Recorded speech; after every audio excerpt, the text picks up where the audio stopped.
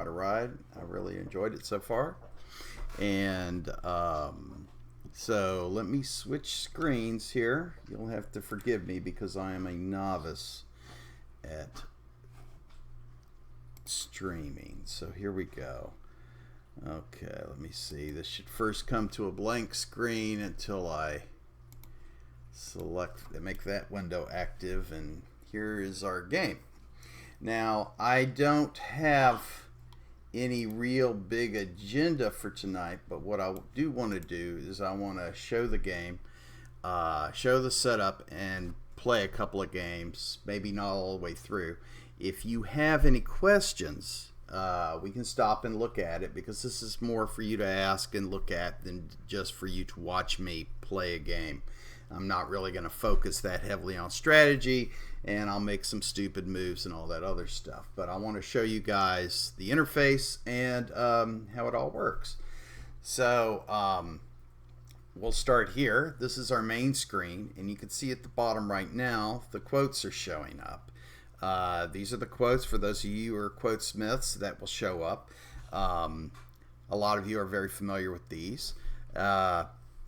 If you do pick a quote, it will show up here just like this. It'll be the quotation, and then will appear the person that was responsible for the quote, and your credit will be provided in the credits section of the help file, probably down here after I finish this special thanks right here, and that's where your credit will be as a quotesmith. And what it will say is it will have your quote, and then, or maybe your name first, and then the credit for the quote. As you see, I haven't quite figured that out completely, but that's what that will do. Anyway, so that's the idea with the quote.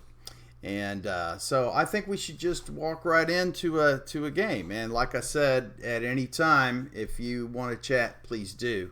I think the setting for this is that you have to be a follower for 10 minutes or something like that. So if you've just signed on and just hit me as a channel to follow, it's going to take a few minutes before you can say anything. But feel free to ask questions. And like I said, I'm going to run in, play some of a game, and then we may step out of it. I saved a few games that I was playing and testing today and yesterday, so they're a little more developed, and we can look at those if we want. So okay, I'll stop droning on, and we'll go start with a new game. That's how we get to the setup screen. And so here's the setup screen. A lot of you saw the setup the other day in that little blurb that I did. And so this is the screen, and there's various things that you have to do on the screen. You have your unit set selection up here in the upper left. Over here you have your game rules. Okay, and I have them kind of tabbed out here so you can hide them, because of course the victory conditions will cover them as well. Over here on the right you have your map and scenario parameters, and so we'll look at those. And in the middle, of course, you have your player setup settings, and then down you have various buttons to do stuff, which are fairly self-explanatory. So I don't know what we'll do first. Why don't we select a unit set, and we'll go for the classic advanced game. And so we'll start with that. And here I've set some map parameters. These are this is the game that I was playing this afternoon, and you know, you can set them any way you'd like. You can enter text in here if you want to go for larger games. Larger games take a much longer time to play, of course. You can make for a really thin game with a wrap and those sorts of things. Generally, I don't know. What I've found, of course, is a lot of enjoyment out of playing large games. But we'll set for a smaller game, and we're going to go 150 by 175, and I like the wraps, so we're going to keep the wraps on. Now I have here for map generation technique, we have two world building methods available.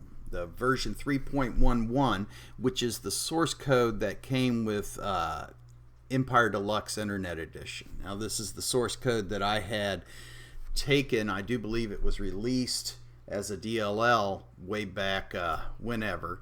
And this is basically that code base, of course, ported over to C#, and then a few things added to bring it up to date with this current version. There's not a lot of options with this world building. Here you have your map generation below for 3.1.1. Actually, there are quite a few. I added a few more I didn't realize I had, but it looks like about 8 or 9. One option, of course, is to use classic terrain, because in the enhanced edition I introduced peaks and snow and desert. And snow and desert are basically rough, but just different colors, and they get dispersed in various areas on the map, so it kind of gives you a feel for how close to the equator you are versus how close to an edge, even with wrap on. And then peaks, which were the white-capped mountains, and hills, which are just kind of like rolling rough terrain as well. And so peaks, of course, caused a lot of movement issues, because only engineering units can climb on peaks. So if you're not playing with engineering units, peaks will be impassable terrain for you. But in order to get rid of that terrain, you would, of course, check use classic terrain. So I have updated the 3.1.1 world building so that it will use all the new terrain inside it. Once again, if you're just joining us, if you have any questions and you are able to chat, please feel free to enter a chat. Okay, let me just make sure. Yes, okay. I'm assuming that you can hear me. All right, so we're going to move forward. So and then I have various other things, like here is a scale meter, and as I had mentioned the other day, these values are coming from the DLL. So the writer of the DLL, in this case a world building DLL, is able to get these parameters, and they are pushed up into the game so that you can then change them and set them. And so here you have a slider value. Here you have, let me see, here's the Boolean value if you want to put resources on your map. Here's just a standard numeric value. And there's also a file. Value that you can select a file. So that was useful for AI scripting and that sort of thing. Here you, of course, have a summary of what your current settings are, and you can restore the defaults. Now the defaults, once again, come from the world building DLL. So if I restore them, then all of these settings that I changed are resulting back to whatever the DLL has set. Now with map building DLLs, and you can see the 4.0, which is the source code for world building from the enhanced edition. The 4.0 has a larger set of variables for you to use. It gets into city ratios, per number of map squares per city, the base efficiency of a city, so you can make a really poor or really rich world, the variance for those, the special, the percentage of number of cities that are specials, all sorts of different values that you can add for this. One of my alpha testers have a lot of confusion over these first few. I have land water balance, and this is the balance between land and water on the map. So 50 is the middle, but with an 85, that would mean that there's mostly water on the map. I was playing with a lot of islands this afternoon. I also have a continent island balance, which right now is set at 50. I actually enjoy making that random, because then you're not sure what you're going to get. Sometimes you get big, nice big, very few continents. Sometimes you get lots of small little islands, depending on how it's set. And so with these, and then the others are setting terrain, various types of terrain. They have impact on snow, mountains, forest, rivers, those sorts of things. One what I am finding with the continent, I'm sorry, not the continent island balance, but the land-water balance is, of course, the more land you add, the more land there is, and pretty soon you get the Pangea type map where it's just one massive continent. And there are people who really enjoy that type of play, and it's mostly ground game. And with some of the AIs, it's more difficult for them because they're written to have naval units, and for some of the AIs, it's easier for them because they're more aggressively working on building, capturing the islands first. So there's just all sorts of different factors involved in generating a map, and just lots of time can be spent trying to get a map that you like. And what I hope the community will do, of course, is they will share maps as the game as the game grows, and so we'll get a good map library coming up. I do hope to plan to port all the maps that we had used all the way back from the original Empire Deluxe, and I carried those forward so far all the way to the Enhanced Edition, but I haven't taken any steps yet to actually write a program to read those files and convert them, but I certainly hope to. Another option here is, of course, you can choose a map that's already produced. Here's a couple that I've messed with. It actually tells you where how many spawn points are on the map. If you have 4 players on a map with 2 spawn points, then it will ignore spawn points and use its own algorithms to place starting cities. So maps that you put spawn points on obviously are built for a certain number of players, but that's there. So you could select a map. Let me do that. Okay, and then down here it'll show which map you're actually using, and that would override your world building method in your map generation efforts. And of course, if you decide you don't want to use a map, you can click that. Same thing with scenarios. I got 2 in here. This is one that the gosh, what is the name? The speed mod generator is one of my alpha testers, and he was playing with a very small scenario the other day, and that's this one I was testing because heaven forbid there was a bug or 2 with it, but we've got that cleared up now. And this is the tutorial map that comes with the game. The tutorial is kind of simple. It just walks people through production, movement, capture, transport across water, and then ultimately beating the other player. The tutorial scenario actually only plays against a neutral player, but I think we're going to go with the version 4.0 method, since that seems to be the last one I've put on. Over here for victory conditions, I often play Annihilation Victory. Capital Kill, the AI is not overly sophisticated, so some maps Capital Kill is pretty quick if you play that against the AI. I think against humans it would be quite a challenge. And then you have, of course, Regicide. We can add the little general unit, and you can run around and try to kill him, and it could be any number of generals. If you leave it blank, there are no generals in the game, and you will not have Regicide rules. Here we have the percentage of cities on the map for capture. So if you want to play a game where you want 60% of the map, then you would enter that, and then you have an optional number of terms that you have to hold that 60% for. And then down here is the number of important cities. You can make a map that has important cities on it, and they're denoted by a star, and if you capture those, that adds to your count. And of course there's also a duration. You got to hold those important cities for several turns. And that is the victory conditions. Over here we have the game rules. Right now I have the advanced game set up, and by default when you switch to one type of unit set, then there are suggested rules that go with that unit set, and so it will set the rules accordingly.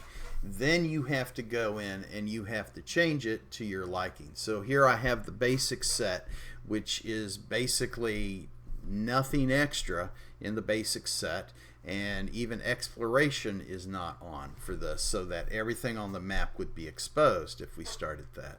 And oh, I'm sorry. So if you have the basic set and you have that set, you might want to put exploration on for the basic game, and you're able to do that just by checking it here. And maybe maybe you want to use supply rules, and you can do that with the basic game. That would be an interesting game. And so these are the game rules, and you can see as you switch, they start to grow as far as what the standard or what the defaults are. And here in the enhanced game, which this is basically when I play an enhanced game, this is when the enhanced edition came out, this is what was originally set as the rules. However, I've got 3 down here. This optional reveal names for sightings, that basically tells you when you attack or you spot a unit, it'll tell you exactly which unit it is, like the battleship Tang or something like that. And so you're able to track units better, because generally for an enemy unit it'll just say battleship. I usually don't play with that one. Here's a couple that I've added for this combined edition. One is called used harsh supply rules, and that just makes supply even tougher. Your drain comes up faster, and things like oil fields and cities, they do less towards the drain.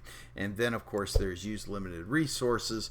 So if you have an oil field and you apply it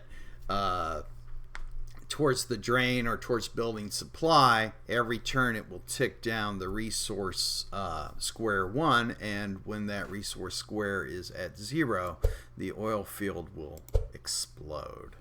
But we were going to do the advanced set to start.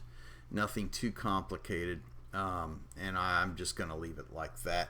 There's one thing to note with the advanced set. There's this use 2 unit stacking rule, which basically means that units cannot end their turn on top of another unit. And that's important for flight mechanics, because as you'll remember in the original Empire Deluxe, if you played then, you could fly over units, but you always, if you were in flyover, you had to move that air unit before you could do anything else, because you could not end a unit's turn flying over another unit. And in this, you can actually have a fighter in the same square as an army or another fighter. And that's the use 2 unit stacking. I guess I could go through some of the others, but I think yeah, let me just quickly run down them.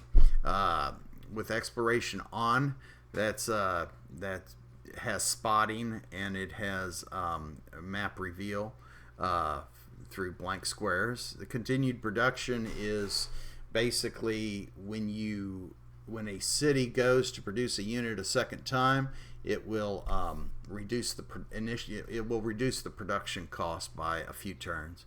I think I actually went over these in detail in an update now, so I don't think I need to go through all of these. If anybody has any questions about any of them, please feel free to ask, but I'm not going to drone on about those. Okay, let's go to the let me make sure that I'm in my advanced mode that I want to be in. Let me look at the player setup. Here's the setup. Somebody saw me run a player. Oh, here we go. We have a question. How will stacked enemy units appear to me? That's a good question. Stacked enemy units will, first of all, there is a concept of a top and a bottom. A land unit is always on the bottom, and the air unit is on top. Now, if you're playing like the enhanced game, orbital units are on top of those. And any square that has multiple units stacked will have a white dot on it to show you that there's units underneath. And then there's an option when we get into the game to look at that, and the and you can view the entire set of units in a tree view that are stacked in a square, and work on activate the individual units that you're interested in if you feel you have to drill into a stack and get to it. And you can do the same for units that are being transported. However, units that are transported are not considered stacked, they're considered hosted. So a transport that has armies in it won't have the white dot on it. But I'll show that in an enhanced game that I'm playing, so we can take a look at that.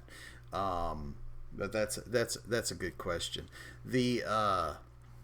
Let's look at the setup and adjust players part. You don't have to have a local player. You can have all AI if you wish, but generally, you don't have to have any. You don't have to have any AI players. You can play completely solitaire if you want to. Yeah. Scott, just remind me when we're in the enhanced game, or if I forget to get to it, and I'll show you what I mean on the stacking. You can add as many players as you like. Sooner or later, the colors duplicate, but then you can set them. You have human, local, several AIs. This example AI doesn't really exist. It's basically the build that I've done of the example source code. It's like just a skeletal structure of an AI. If we chose this AI, it would just sit there and not do anything. The classic AI is the Empire Deluxe 93 and Empire Deluxe Internet Edition AI, with once again a port to C#, updated for some of the changes in here, and that sort of thing. And you'll see if I am running an enhanced copy, it says that the classic AI is not optimized for the enhanced unit set because he doesn't know about engineers, doesn't know about orbital units, doesn't know about those things. He'll still play, he'll still give it his best, but you're going to have a great advantage. Now, the way these unit sets, speaking of that, the way these unit sets are built upon each other, every unit set has an infantry, every unit set has a transport. Every unit set has a destroyer, every unit set has a cruiser and a battleship, which is why these AIs can stack on top of each other. Oh, there goes my phone. But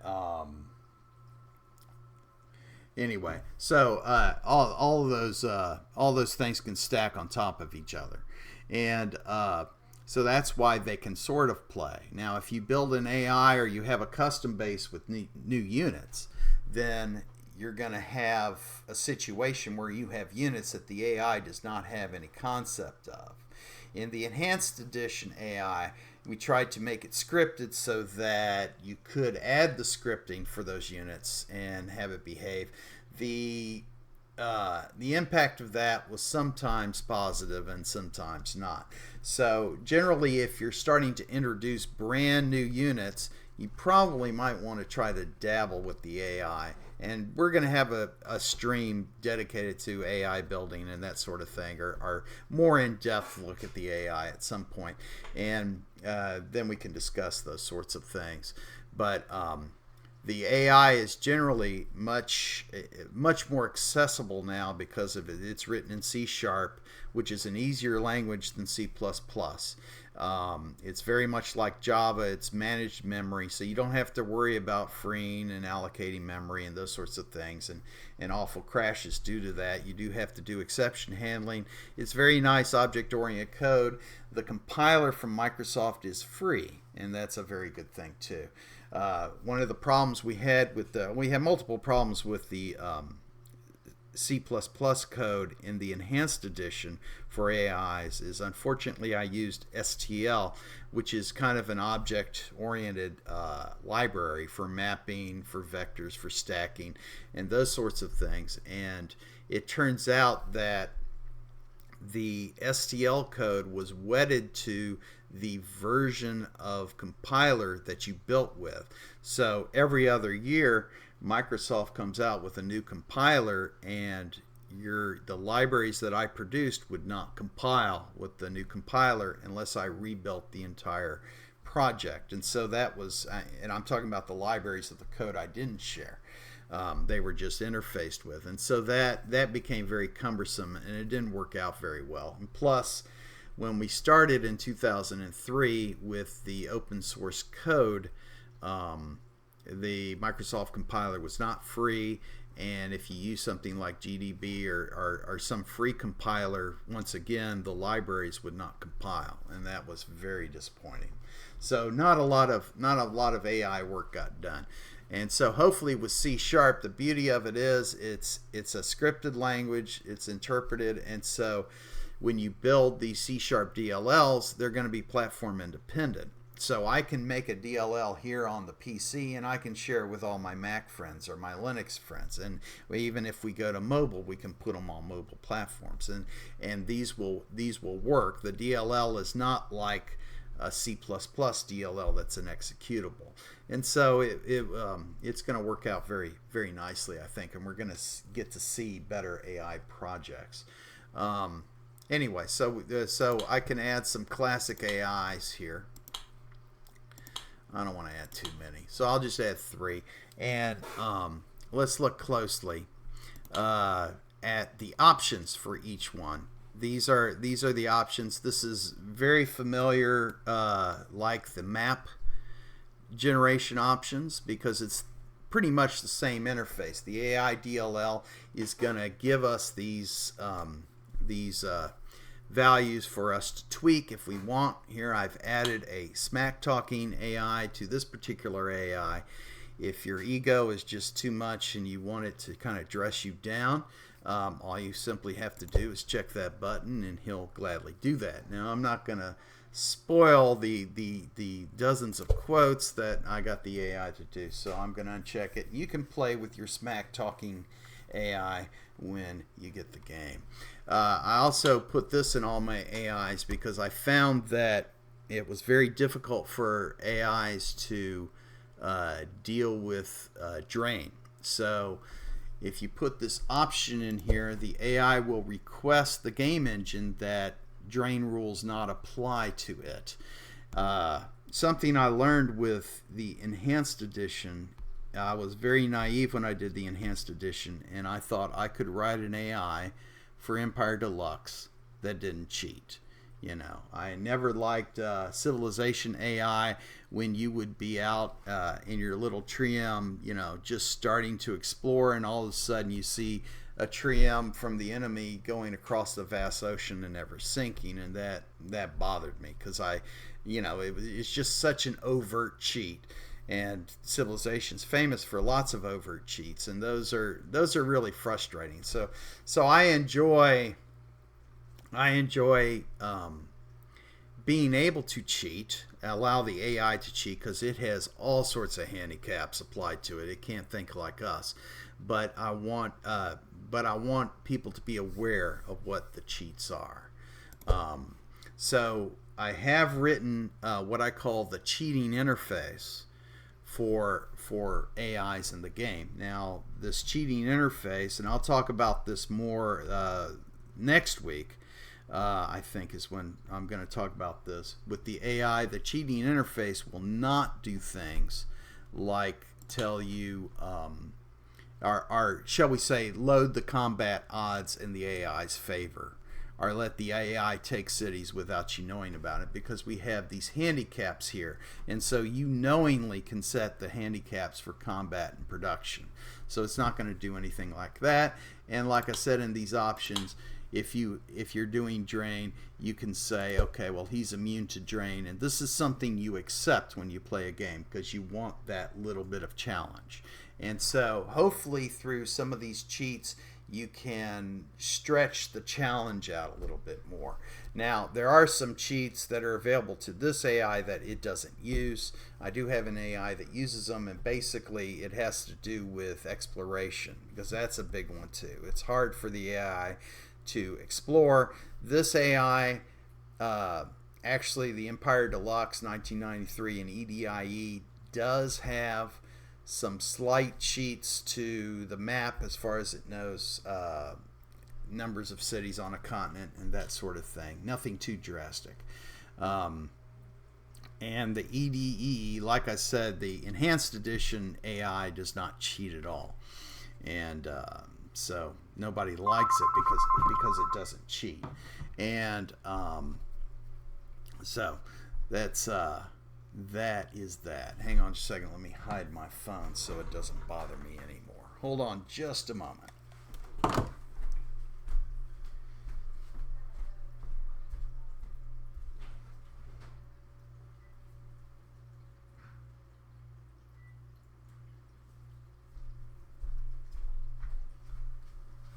All right, sorry about that.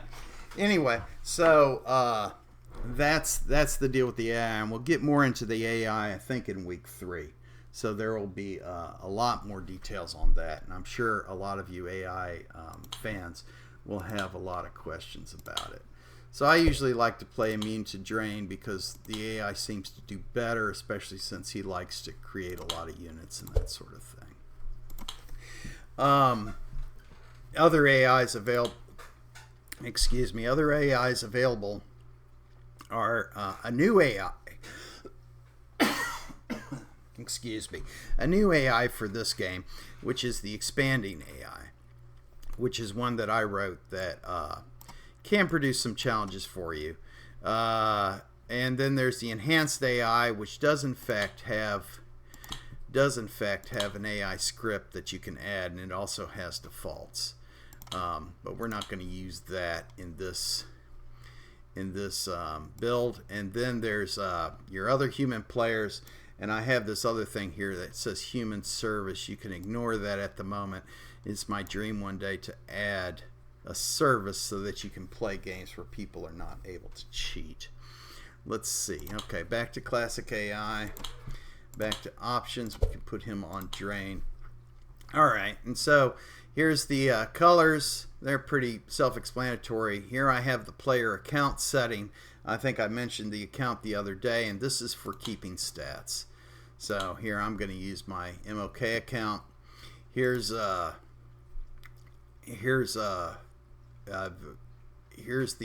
number of starting cities. The default is 1, which we're going to go with this game. I have found sometimes the AI performs much better if you give it a little head start on starting cities, like put it at 2 or 3. But we're going to go for 0 for this.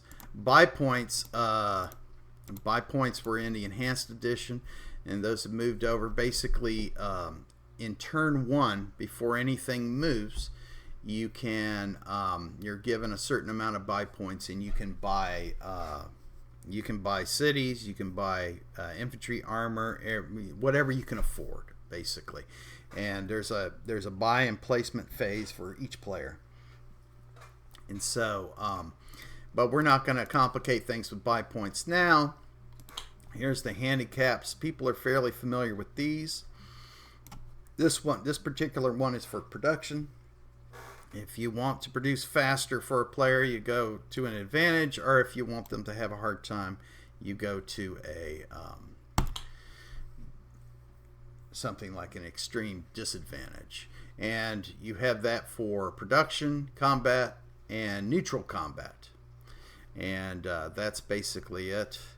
I'm still set to the enhanced set, so I want to go back to the classic set, or the AI advanced set. I was on the enhanced set before because that's the AI I want to use. And so that's this configuration. You can save these configurations if you want, or you can load a different one. The configuration that you'll encounter the next time you play is going to be the same. Is going to be the same as whatever you left it the last time you went to play a game. But there are other games here. I've got a few. This is actually the last save, and then these are just some other things I've been fooling around with. But you can save them there. You can save and you can load them there.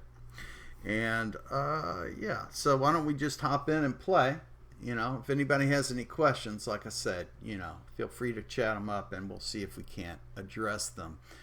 Okay, so I have my victory conditions. I have that. We set all this world building stuff, so I just press play and we kind of let it cook for a minute. Oh, and there we go. So here we are, we're on turn 1, and this is the new interface for the game. And first thing you do is you set your player name. Now your player name is different from your account name. So I can set my player name to Dade here. Don't ask me why. I have no idea why I set it to that name. But I set my player to Dade. At any time, I can come over here and change my player name if I wanted to. And it is completely independent of my account. And so if in the middle of it I get too embarrassed by fighting with one name and I want to change it to something else, I can quickly change it. Now your account will use the last player name you set. So once you change it, that's the player name it runs with. But stats are collected at the account level. So this is our new interface, but it looks the same because you have the map. And the map is center of everything, and you can zoom in and zoom out with the mouse button. That's what I'm doing now. This is the highest zoom here, which looks like it's about 5 at this resolution, 5 by like 8.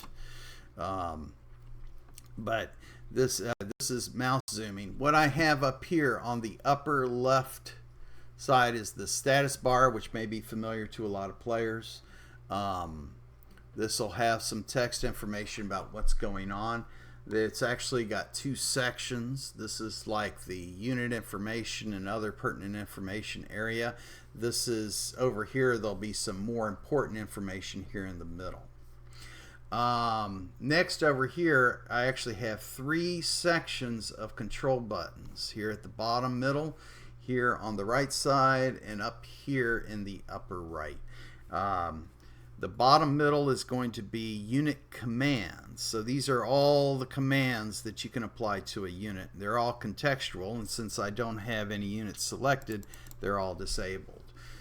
Up here are basically menu type buttons where you can exit the game. You can set your key bindings and those sorts of things, and we'll talk about that in a minute. But they're there, and you can see in the lower right you're getting some help information on each button to give you a clue as to what they do.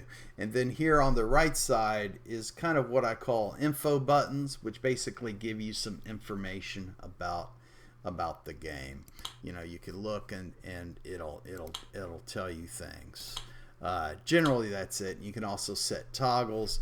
I can I can set my city efficiency toggle, so it'll tell me what the efficiencies of the cities are, and those sorts of things, and various toggles, some which are used only in enhanced games or with enhanced rules and that sort of thing. Okay, so these are our three examples. Before we jump into setting production on this, I wanted to mention the key binding. You have the ability to set keys for different for any of these control buttons, and that's what you've got here. Right now I don't have a lot of commands set, but you can either use Shift and a key, Alt and a key, Control and a key, or just the key itself. And also, as well as these control buttons, you have a few other commands you can set, like move 1 step, north, south, east, west, and other variations. So that is there, and you can save binds if you want. Okay, let's look at our production. So we're going to do production on this city. If I use my key bind, which was an E, to see what this city's at, I can get a quick look, and I can see we got lucky and there's a city right next to us. And so we want to choose our production for this, and me being the master strategist that I am, I know that I want to open production and produce an infantry unit for quick acquisition of that city next to me. So here's the advanced game production screen, and here's your ability to choose which unit you want to produce. We have, let's see, how do I go about this? I'll just start at the top. We have the city name, which you can edit if you wish. You know, ISIS X if you really want to. I probably should come up with a better name than that. Here it has its efficiency listed, its location. We have this window now, and this is new. My alpha testers have to be cheering today because I have set this window to be movable so you can actually look at the city that you're dealing with. If you want a better, clearer map, view of the map, because you can't touch the map and deal with it. If you want a clearer view of the map, you can use this minimize or center and close button. Center and close basically centers this on the map so that you know where you are. And the other one is the minimize, which won't let you do anything on the map, but you can move it around. And then I have this button to bring you back to your production menu, remind you that you're in production, or you can click on the city if you want. Whoops. And so you can do that. So here we have the here we want to produce an infantry unit. We're going to go ahead and build unlimited for now. And I think that's all I'm going to show for the production at the moment, because we're going to get into more fun with production later. And so I'll set it and close. Okay, so I'm ready to move on. All right, and up here it's reminding me that I need to press continue to go. And down here you have the green button and the red button for stop, go and stop. The green button I have, if you look on the bottom right info window, you can see that I have the continue button mapped to the space key. So oftentimes I won't be clicking this button at all. Instead, I'll be using the space key to continue. What the continue button does, of course, is it looks for the next unit to process, and if it doesn't have any units to process, then it will end the turn. There are options available for you to stop, break at the end of a turn or something else, but I don't have those on. And but if you want to be warned at the end of every turn or at the beginning of every turn, you can do that. Okay, so we're just going to move on for the game. This is what you normally would do, and it's going to quickly move forward. Now it's going to warn you since it's turn 1, and once I say yes, all of a sudden we're at turn 7.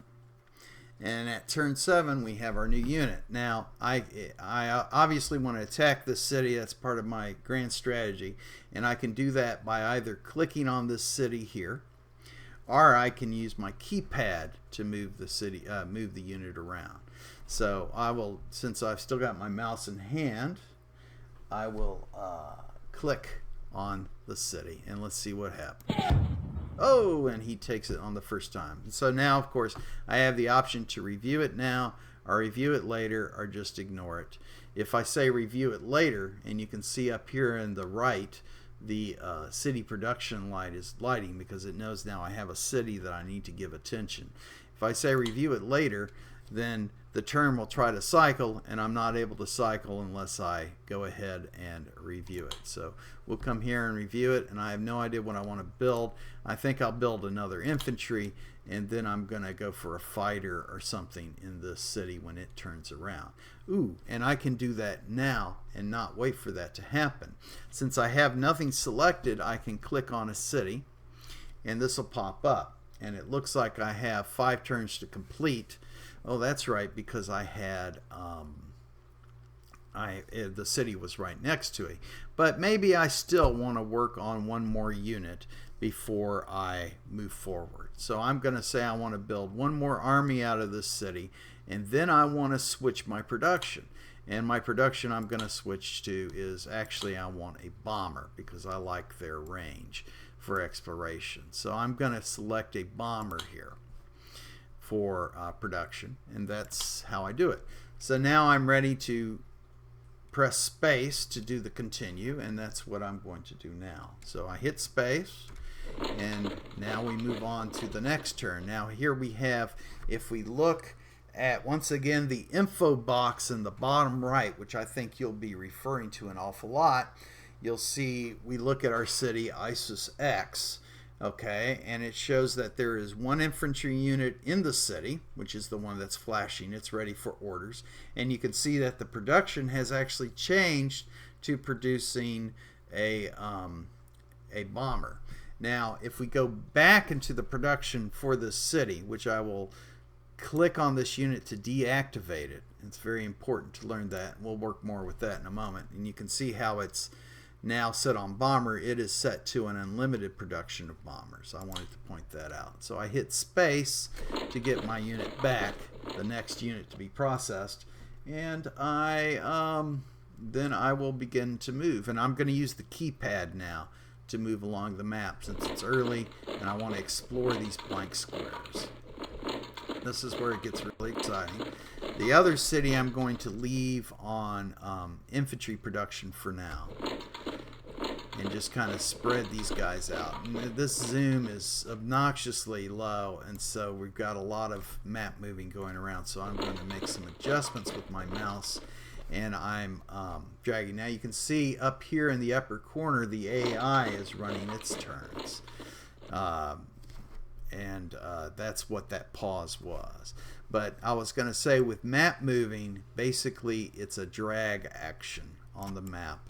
Any button drags the map view, and you can zoom in and out.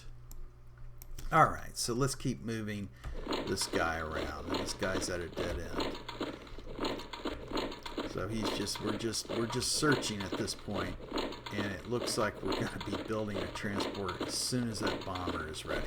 So once again, we don't have to wait for that to happen. We can already set up the next order to do that. Now I have a unit that's active here. If I were to click on the city for production accidentally, then the unit would move into the city.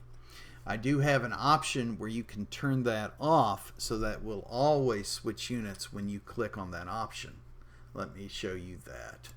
Here we go. Option, I think it's friendly unit touch is always selected. So if I save that one, it will change when I click on units. However, if that option is not enabled, then if I click on this, it's going to get confused. Well, no, since it's a friendly, it will. But if I click on this city, it will move into the city.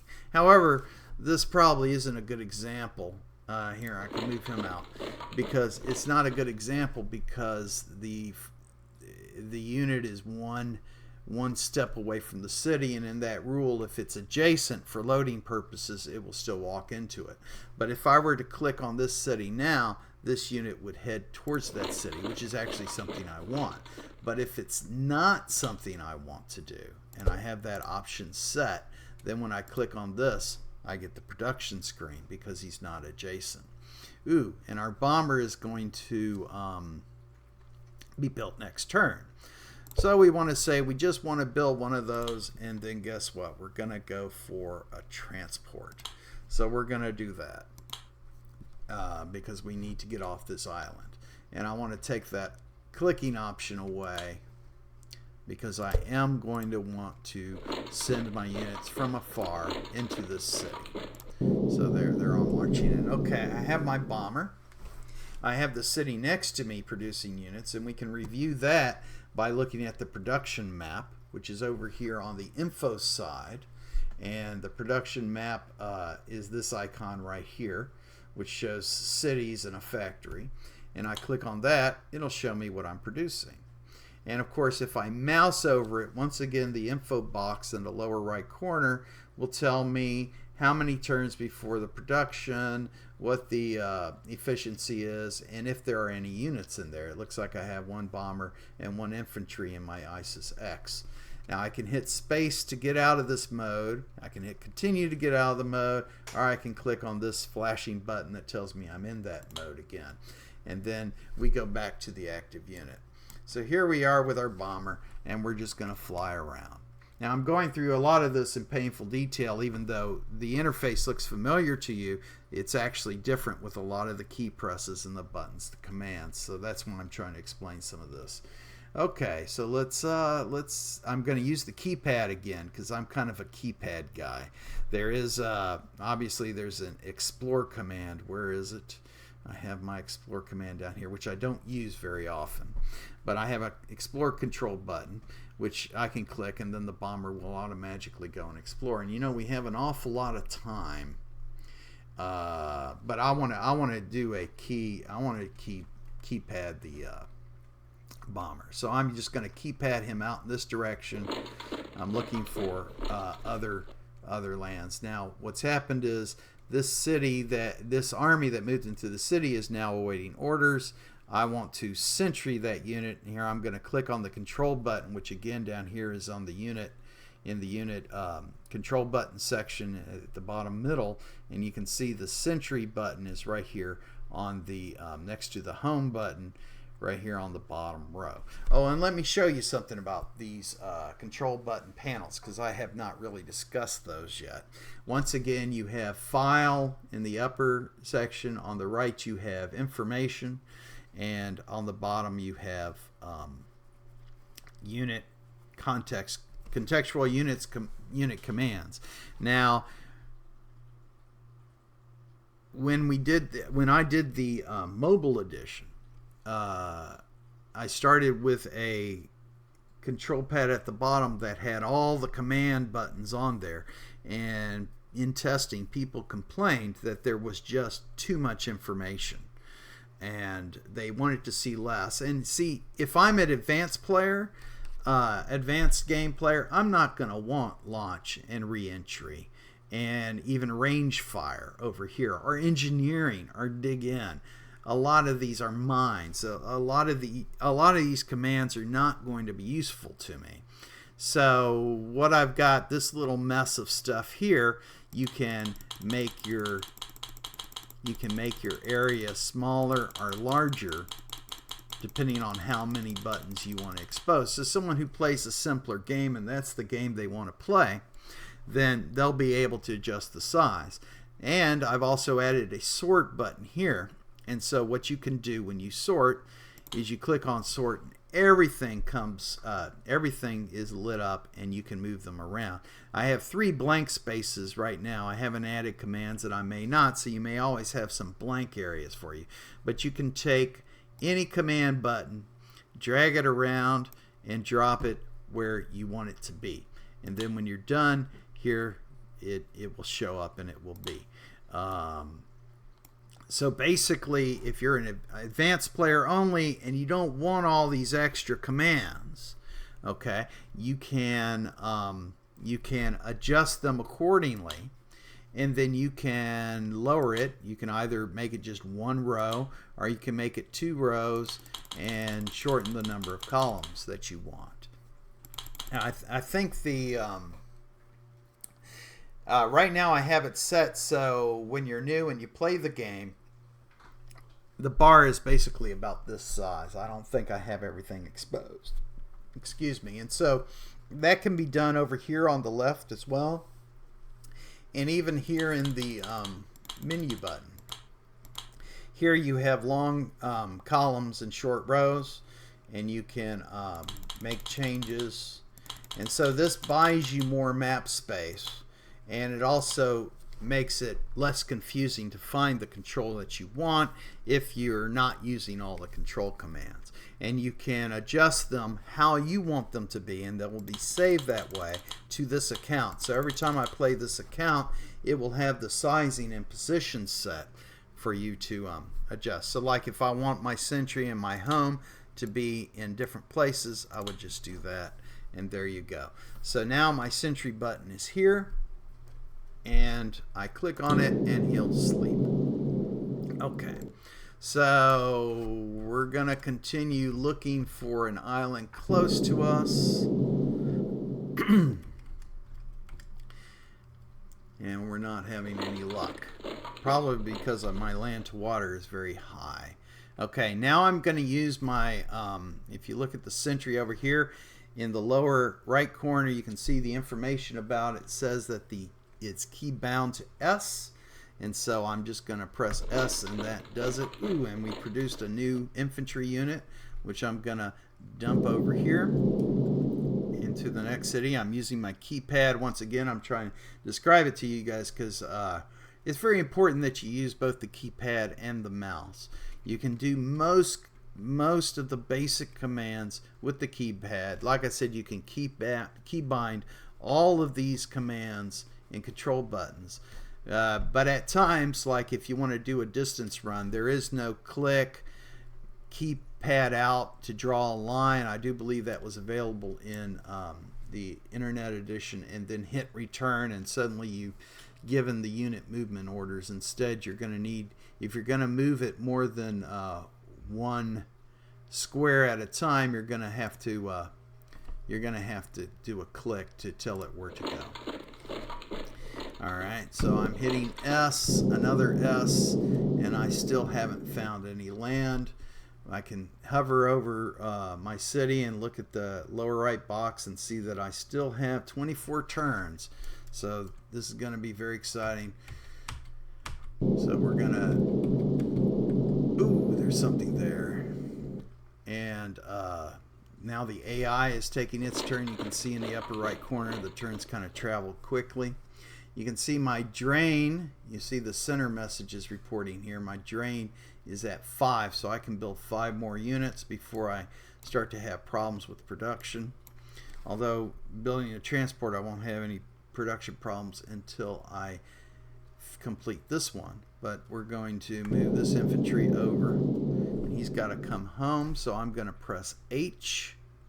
You can see home is contextually available here, but I can press it here, or I can press the H key, and then I'm going to press the S key and sentry that guy. So I think I want to take another exploration out towards this island and see if it's there.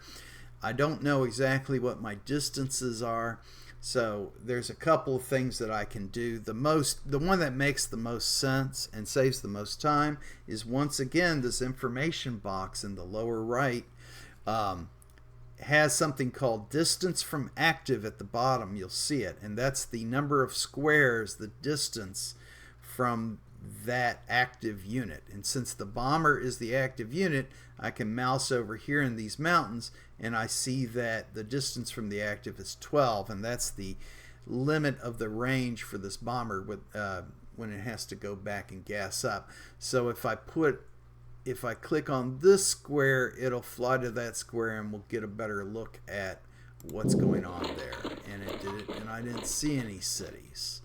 Okay, and you can see now I have this infantry active.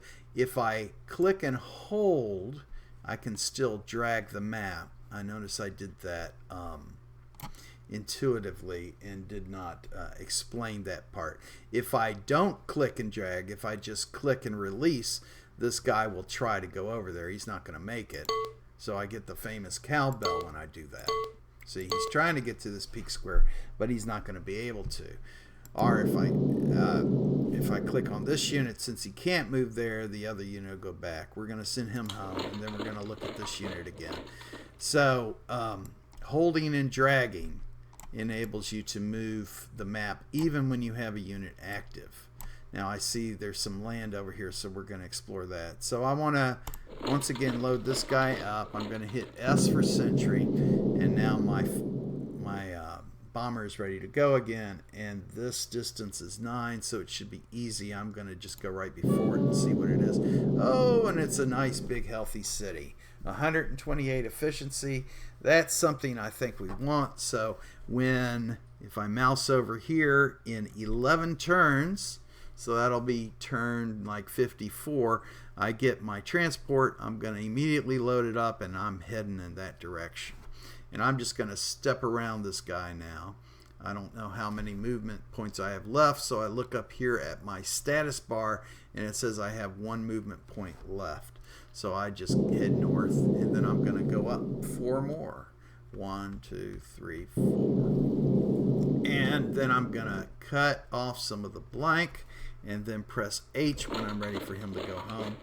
And man, am I producing infantry here. How many infantry do I have in this city? I have 6 already, so I really didn't need to make this guy because a transport only carries 6, but I did. So what I'm going to do is I'm going to set this city to no production because I want to increase the efficiency of it.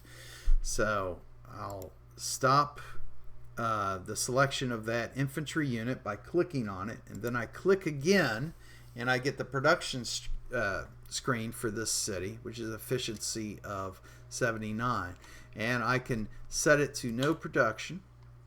And if I can either click on the no production or I can click on the alert button, and that'll set it to no production.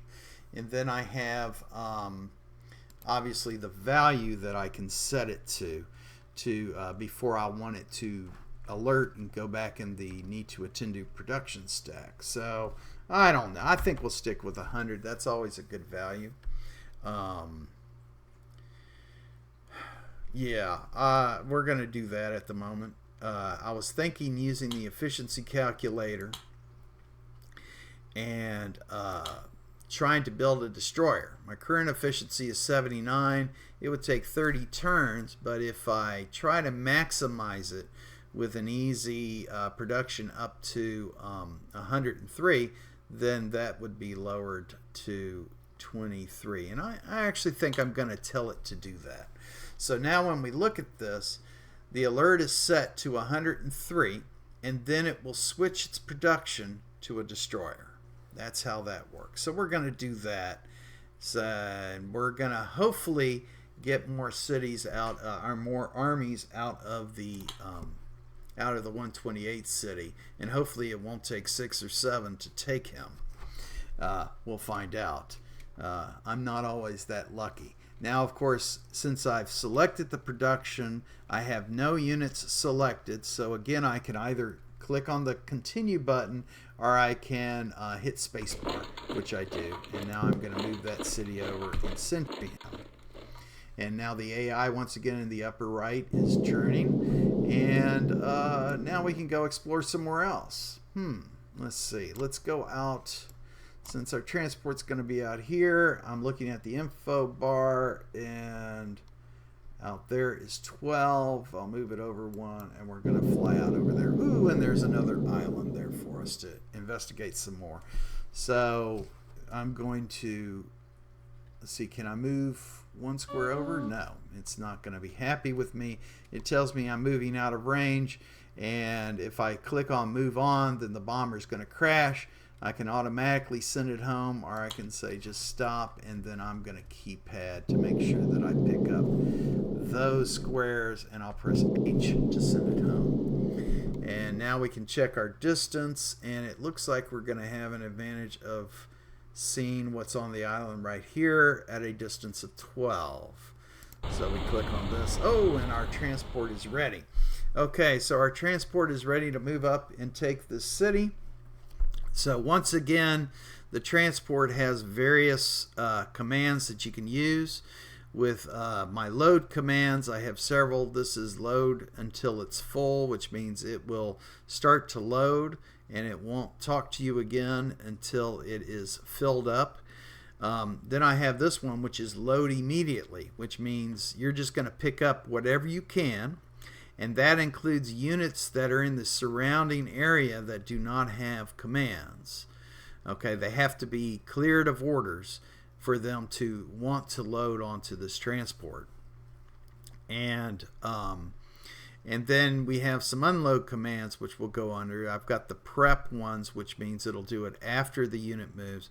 And then we have the non-prep load, unload, which will unload one or unload everybody. But right now we're just going to do the instant load, even though I know I have 6 or more. So I click that, and now if you can see up here in my status bar, it says that I have 6 infantry unit, and you can also look down here in the lower right. You can see that it shows the load being 6 infantry unit, and it's still being hosted by the I6 city, which it's going to not be in a moment. I'm going to click right here, and it's going to move out. Oh, and we found a city to go to over in our next island. And Now, what has happened here, I want to point this out. Right at the extent of this bomber's range, it has seen a neutral or enemy city. And so if you look at the status bar up top, you'll see that this unit has no movement left, yet it is still flashing like it's been selected. Now I have this little note here that says it sees an enemy, and then the instruction is use continue or step in any direction to continue processing. So right now I can use my keypad and I can send it in any direction on the keypad, and that order will not stand, but what it basically does is it tells you to go ahead and process the next unit because it's out of fuel for this turn. Now this is extremely useful when you are playing by keypad and you're managing a lot of armies and a lot of fighters, and you're doing exploration, or it's a battle and you run into enemy units, and all of a sudden it's flashing because it sees an enemy, but there's no more movement to it. But if you just hit a direction key, which I'm going to do right now, okay, it moves on to processing, and now it's ready to, the turn has rolled, and now it's ready to go home, and I'm just going to hit H, take care of it. Okay, so our transport has ended up here at the city, and it's ready to take it. So let's just go ahead and hit it. I don't know what I want to build on this because I'm really not thinking strategy at the moment. 128 is a pretty fat city. Let's see how quick I can take it. So first attempt, very good. So we want to go ahead and review it now. And my drain is still in pretty good shape. So I think I want to go for a cruiser. Although my destroyer is not going to be building for a little while, but we're going to go ahead and go for a cruiser, and I hope to have some sort of force advantage as the game goes on. So once again, hit production. There's nothing selected, so I have to hit continue and find the next unit to move. And I think we're going to go explore up here, and we're going to take this city with this transport. So here I'm going to move that way, and my aircraft is going to fly up there. And now the AI moved, and now here I am, and I'm ready to explore this way. And I'm going to explore by keypad, looking for a city. Okay, and here we have this situation where I have my transport is next to the city, but the transport still has one move left. And this is where we introduce my favorite command, the wait one command, which is here in the bottom section, but I have it mapped to the Z key, and I'm gonna use that for an example on this. What the wait one command will do is it's going to take this transport, which is currently the active unit, and it's going to take it back one step in the queue, and it's going to activate the next unit, which should be one of the units on the transport. So I hit Z, and there all of a sudden, so I have not had to commit the move, and this was a problem in earlier Empire Deluxe. I've not had to commit or even unload this entire transport. I've only had to tell it to the transport to wait one before it moves again to see if I can't take the city. So now I'm going to move and attack the city. There it is. I managed to take it. I definitely want to produce infantry, and now with no unit selected, I hit space to continue, and I'm actually going to let that build. I'm predicting I'm going to find a city over here, so I'm going to start moving him back towards that, and we're going to put him here so that he can explore some. Okay, let me center my bomber. I hit the C key to center, and he's going to fly around looking for cities. 2, 3, 4. He didn't find anything, and so he's going to have to go back home. Hopefully he'll find something on this next pass, although he doesn't have a lot of space. Okay, so we're gonna we're only going to be able to move 12 out, which is interesting. So we're going to have to fly here, and we're going to still head towards that because I think we're gonna find something. and I'm using the keypad to move the transport while the bomber flies out, and then I hit H to send the bomber home, and all of a sudden we've got this infantry at my other island ready to go, so it's gonna start walking around too. And this is where I'll have to try to slow down my play because I start playing pretty quick. Ooh, and there's another island up here, or maybe it's part of the same structure. I won't know until I explore, but I think I'm going to want to move up one step and then unload a unit. And so for that, I'm going to use my prep unload 1, which is actually bound to, it looks like it says Shift K. But I'm going to click the button because right now I've got my mouse in my hand, and step up, and oh, there's a peak, so he couldn't get off. And so we're going to fly this way and investigate this island while we're going to do manual investigation here. Oh gosh, that looks like a horrible landing spot. So he's going to jump back on. And oh boy. Yeah, we're gonna drop a guy off. So once again, Shift K is the command that allows him to jump off. He's gonna move. My transport is gonna move towards the other island because I want to check that out. Oh, and look here, once again we found another city when we flew over, so that's paying off. And so I'm gonna go ahead and send that bomber home, and then we're gonna move towards it.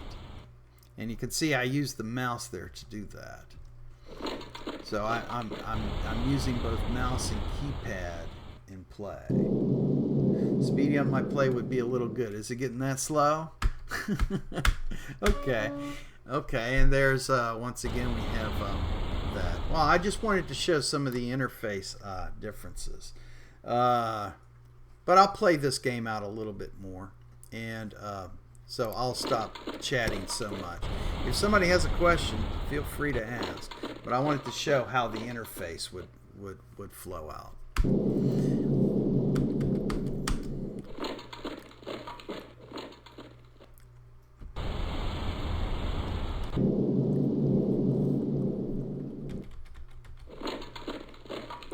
Here I'm going to wait one here.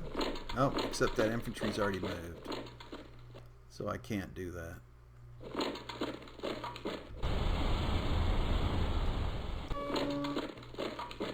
Okay, he's gonna take that city.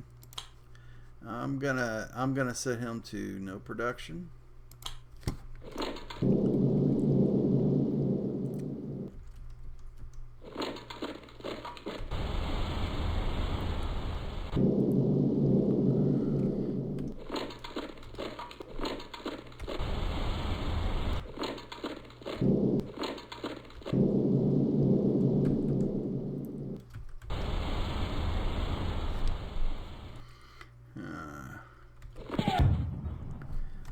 Okay, I'm gonna ignore that.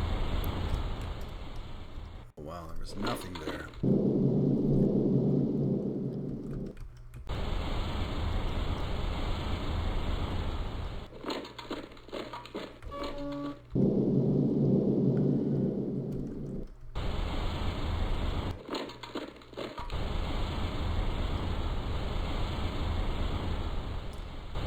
I'm going to wait that unit. Cruiser, and he's gonna go up here and explore.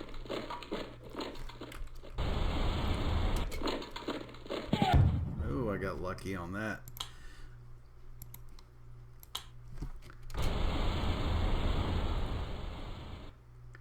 Yeah, I have been very lucky with the city stuff so far. Definitely.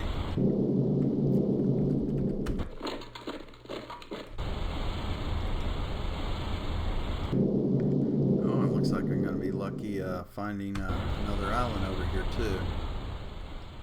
Ooh, and there's one there. Oh, look at that. There's a loss. There's a gain. Let's see. Now I definitely want to build another destroyer.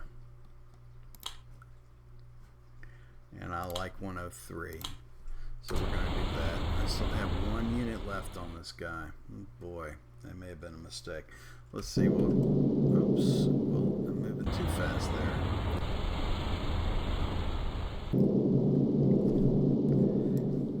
And I probably need to produce a bomber. So I deselect that unit. I'm gonna go to my efficiency calculator, pick another bomber to produce, and at 96 I get 10 turns continuous production. So I will do that. And let's see, yeah, we're gonna go down here. And there's my destroyer.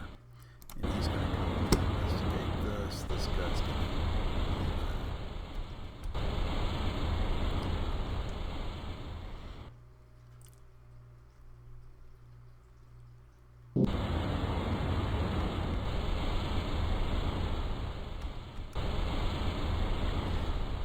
yeah, I'm gonna have to change this to infantry.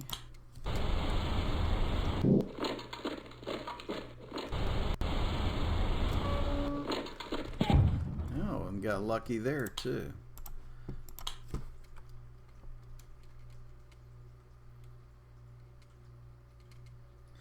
Regarding the Twitch with the AI, yeah, I hope to. I hope to discuss the AI DLL a little bit.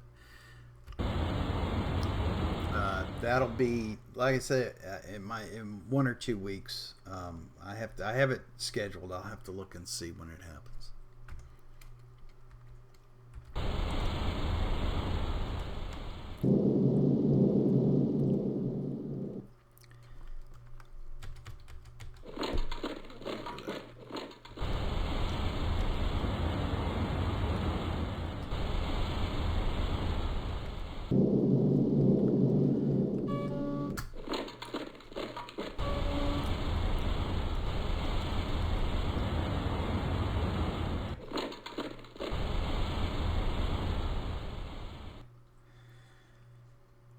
Wrapping was on. This map is, let's take a look at it.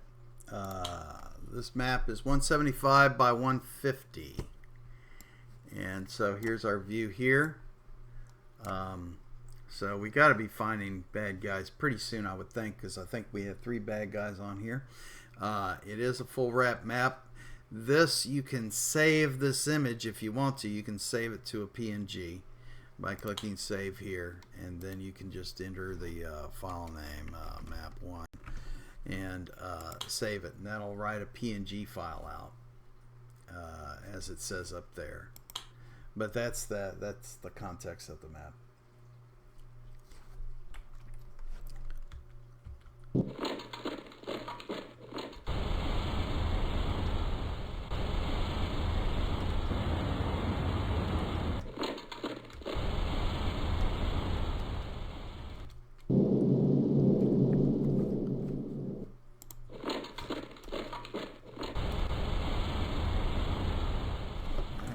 I want to do this.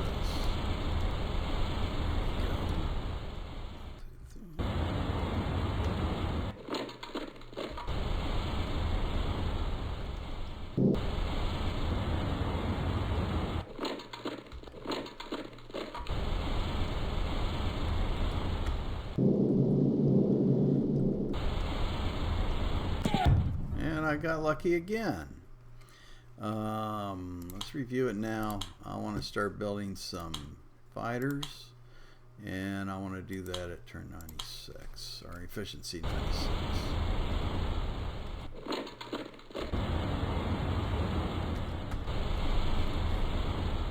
Alright, hang on. Screen's going to go black for a second, or it might.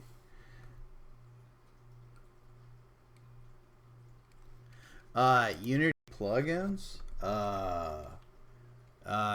Okay, the UI is Unity standard.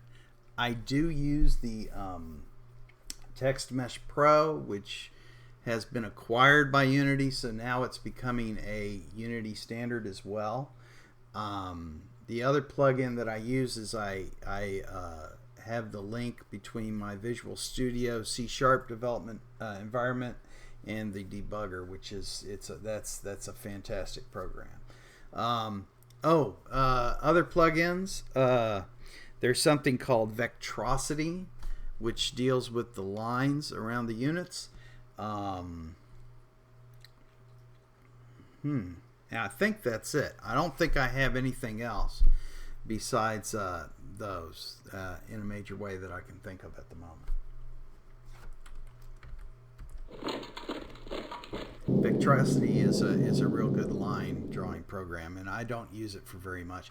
But all the text is Text Mesh Pro. All the UI elements are Unity UI elements.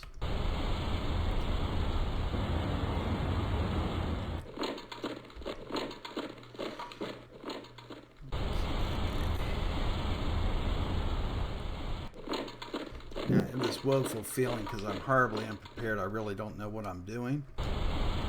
I haven't been focusing too much on what I'm doing. Oh, look at that. So it's probably gonna it's gonna come in and do something embarrassing. I think I probably, let me scroll over here. I probably can put this on no production for the moment. My drain is just very high, so I can check once again what I'm producing. My cities are low and I like to build them up. So we're just going to pretend life is good.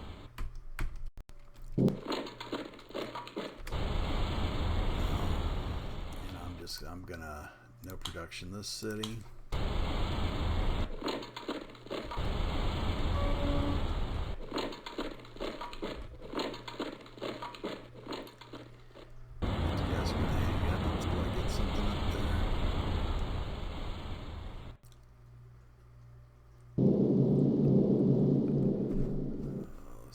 The distance here. We're going to fly.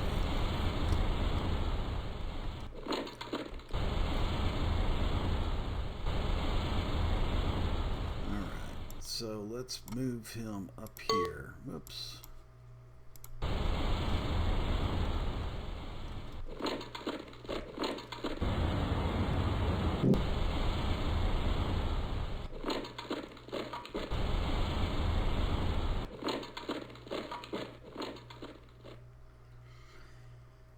Is the AI good with sea power? I'm not sure what that means. Does the AI use ships? This particular AI does a lot of ship work. You'll see battleships and on down. Is it good? It's as good as it can be, I guess. I don't know. The AI, once you learn how to play against the AI, its weaknesses become very evident, and that's a common complaint. That's why I'm hoping that we can have a lot of different AIs developed, because they'll throw things at you. It'll be very different. If I played like the expanding player on this, it would be a very different game. There'd be some more surprises. Let me save this one, and let me load a game. And I can't quite remember which one I want to do, but let's load this one. This one's pretty big. This is a 400 by 380 map, so we're going to load this one up. Now, I think I was in the middle of this huge battle with several fronts. Oh yeah, this is a big map. So we've got see, this is enhanced game. You see, I built some roads. I've got a lot of oil wells floating around. Trying to send more units to the front here, and this player right now is beating me back. I used to be up here on the right, and he is slowly moving me towards. And you see, a lot of the times the AI likes to use a lot of brute force in its attacks. You know, I thought I was making progress up here, but it's been really rough, and he's slowly creeping in on me, and I'm having this like artillery war up here with him. I've got a satellite. Oh, and here's a stacking unit right here. The satellite is on top of some other unit, so you can see there's a white dot there, and if I select it, oh, it's on top of an enemy unit. So if I view the loc, you can see I've got an enemy unit under the satellite. Would I show off the graphs for this one? Okay, let's look at the graphs because I'm on turn 306. And you can see I have a nasty drain and all that. Yeah, this is big. And like I said, let's see what the dimensions of this are. This is only 400 by 380, and these are huge. They're just massive maps. I don't know what 800 is. I don't know how you get that big. And you can go over 1,000 if you want.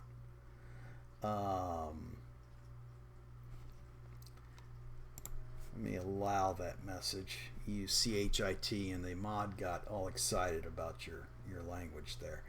Okay, so let me see. Okay, graphs was the question, I do believe.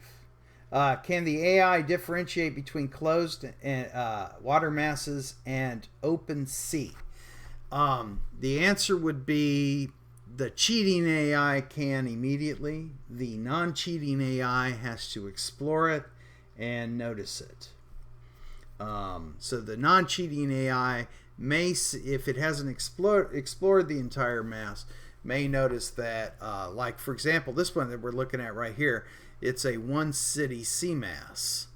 So you wouldn't want to build anything in the city. All right, let's get to the graphs. So we can look at this. Okay, so here's my city count. You can see I'm just now getting into the battle because my city count has moved pretty good over 300 turns. Down here, and you'll see I have the stats. Down here I started with 1, which you typically do, and right now I currently am at 154. And it's pretty much a high watermark. I think my unit count though, no, my unit count is still pretty stable. It's growing with the cities, and when you try to manage supply and all that stuff,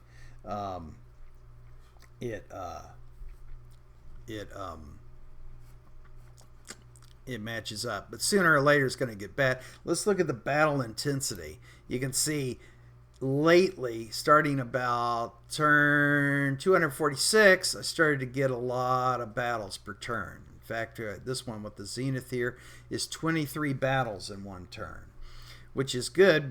Well, it's good to some extent because it helps reduce my drain. Now, although my drain is definitely getting lower and lower here with each turn, I'm really suffering that in that regard. Exploration obviously is only going to go up. I don't unexplore. Let me take these off. I don't unexplore, but you can see how it was real slow with this gigantic map. It was real slow to begin with, and then slowly as I got more units and expanded a lot more, it was quickly climbing. And right now with this map, I'm only 1/4 explored. How heavy are the drain deficits? That's hard to say. They get pretty drastic pretty quick. But remember, the thing is with drain, it only impacts when you're starting to build a unit, either through continuing production number or through the initial production number.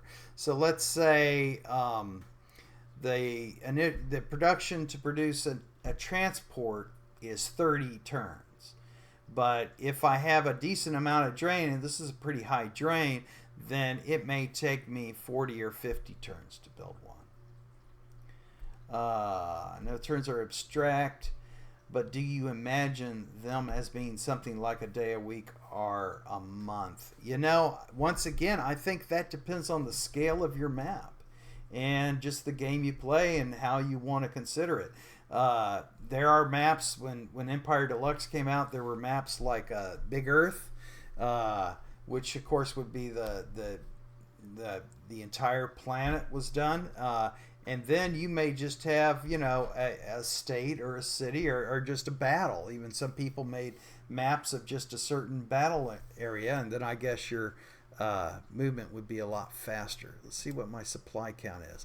See, the drain is deceiving here because I currently have around 250 supply units that I've built up. And supply gets affected by drain. If I continue to play this game over the turns, and each of these turns takes several minutes, But if I continue to play this game, then slowly this my supplies would start to drop, and the drain would have an impact on me after that. I can also use supply. Let me see. I have some supply lines set up here, but I basically, when I found the enemy, I started dedicating supply towards. Let me check here. I have this little use a military symbol for supply here, and I click on it. Okay, so I basically have been producing some supply in these cities, and I'm sending it all the way up here. And the reason why you do that is in production. See, he has 45 supply in this city, and he also has an inbound route, but there's nothing coming in at the moment. If we were to look at this city, examine his production, he has none because he's forwarding his supply on, but he has these routes, and I think he's waiting for them. They may not even be producing supply. He's not producing anything, and he's not producing anything. So my supply line I've dried up to try to keep my drain down. But every turn, at the beginning of the turn, the drain is calculated, and then if I have supply to offset that, it will apply the supply to make up for the drain.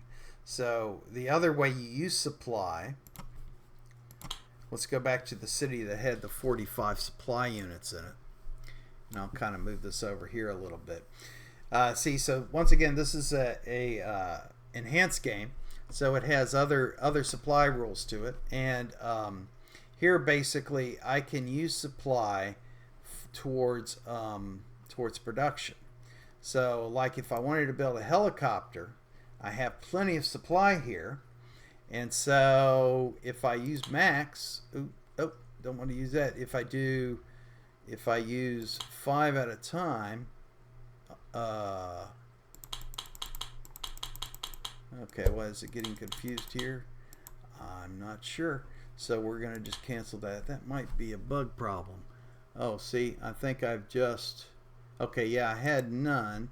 Do that. When I apply these should be lowering this number, and they're not, so I'll have to look into that.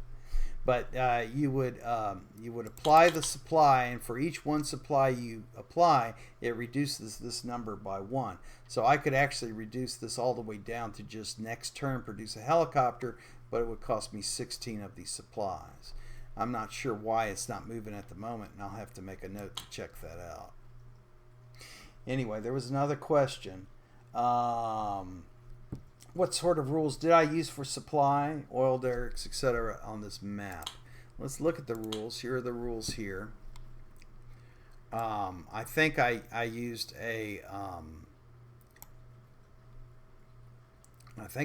harsh supply on this. Yep, we have harsh supply rules are checked, and regular supply rules are being checked. And so if we look at one of the oil derricks, which are here, and actually it shows me which ones are making supply. Here's a 4th oil field, and right now it's producing supply because the drain is covered. It doesn't have to dedicate itself to supply. Here the oil field will automatically switch between supply and drain if this box is checked and when it's needed. Since it's not needed to reduce the drain at the moment, it's feverishly trying to produce supply. If I were to set this to reducing supply, you'll see right now I'm at minus 18, and I save, and that reduced my production drain to minus 14. Now production drain is forward looking, so as I lose units, the production drain will decrease. Any chance of Empire II Art of War modernization pass? Baldwin did produce or develop Empire II, and as far as I know, he still has the rights to that. I don't think he has ever sold that. That's all I know about that title. Well, that frustrates me about this production. Let's see.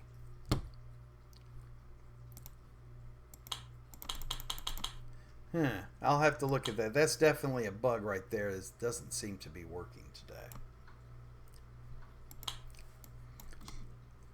As you know, it is an alpha, and it's in serious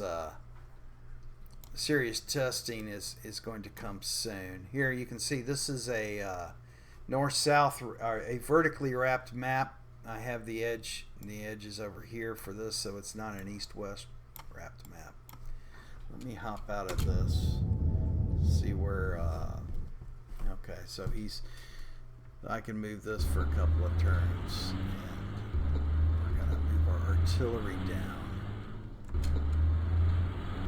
And I will see, oh, here we go. So we haven't done any range fire, so I'm press F because I have that to range fire. It's bound to range fire, and then I click on my target. I can actually see this target thanks to the sighting by the satellite. So I'll fire on it, and I missed it. However, if we look at our readiness ratings, and I'm over here once again on the info panel, and again now we're playing enhanced game. You have readiness and experience. So I've just toggled the bars for the readiness and experience. You can see this guy drop down by 1, and him being attacked by our artillery would have dropped him down by 1 too, but we don't get to see what that is. And now I have this infantry that's over there. He's going to attack, and now and again, this scale you have to increase the map size.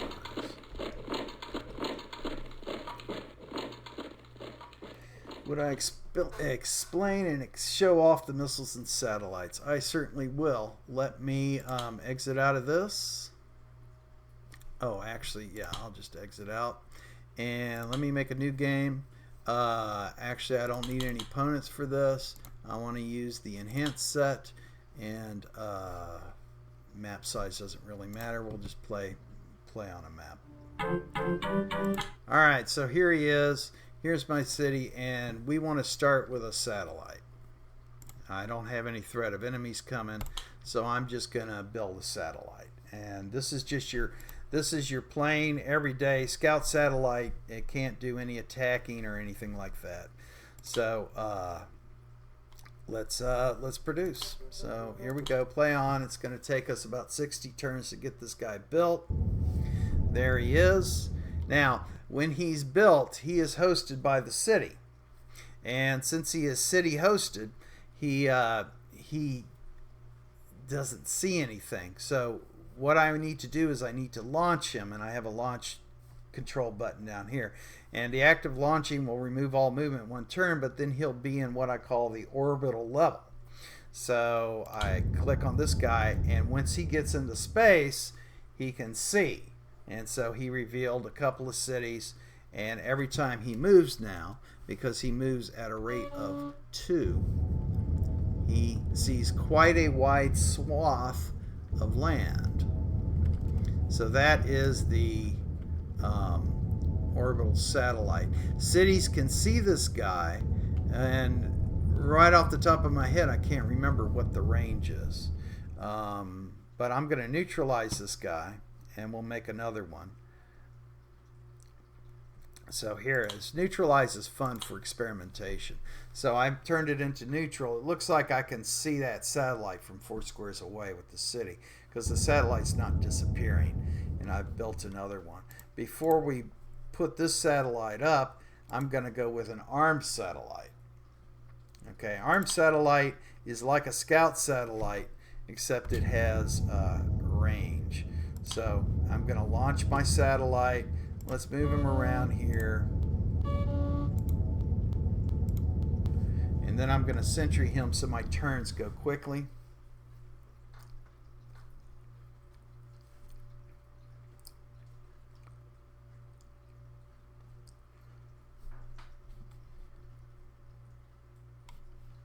Okay, so now I have my attack satellite, and we're going to launch him.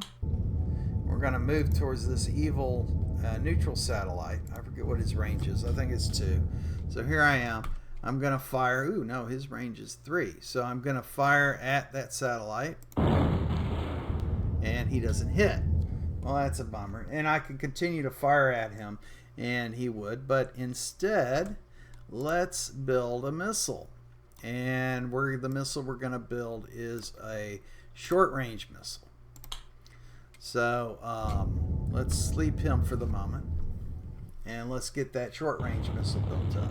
Okay, here it is. Once again, orbital unit. It's currently hosted by the city. I have to launch it. Now, missiles, they can't see anything. And their range is fairly low. But we're going to try to hit the satellite with this missile. Now, when missiles attack something, they will die regardless of the outcome. So this missile is going to be lost when it attacks this satellite. Oh, when it destroyed it. So the missile's lost.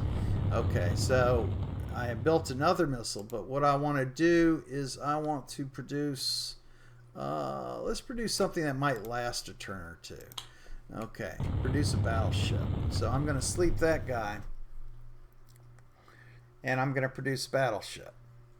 See, we're already almost 300 turns into this game. And waiting for it. It should be coming up. Alright, so now I'm going to switch back to missiles. Oh, let's build a nuke. Why not? Okay, so we're going to switch back to missiles, and I'm going to put this guy out, and I want to view the units in the city. I have my short-range missile, which is currently in a box because it's not launched. I want to clear its orders and activate it, and I'm just going to pause that, but I'm going to neutralize this battleship. Okay, and now we're going to launch the missile on the battleship because that's a little involved. So we launch, and now you can see the missile has a range of 3 squares, and its full range is 9. Now, what missiles do is they move in the orbital layer, and he can move for 9. Once he gets to the end of his range, he has to do what I call re-entry. And the missile then gets 1 turn in re-entry to get over the target, and then it detonates, and it will try to damage the target. So, did I launch this guy? I think I did. So I move him 1, 2, 3. See, he's moving a couple. Now I'm over the battleship, and before I can attack, I have to use this re-entry button, and that'll end its movement for that turn. So I do re-entry, and now you can see his range is only 3 more. And so if I don't get over a target this turn, he will be destroyed. But since he's already over the target, then I use this detonate command. The detonate command will attempt to attack the battleship. Let's see what happens. And it didn't hit. So that's the price of detonation is you miss. Missiles are hard sometimes to score a victory with, and I think I'm building a nuke now, so it's going to take a couple of turns. Okay, here we go. So here's our short-range nuke.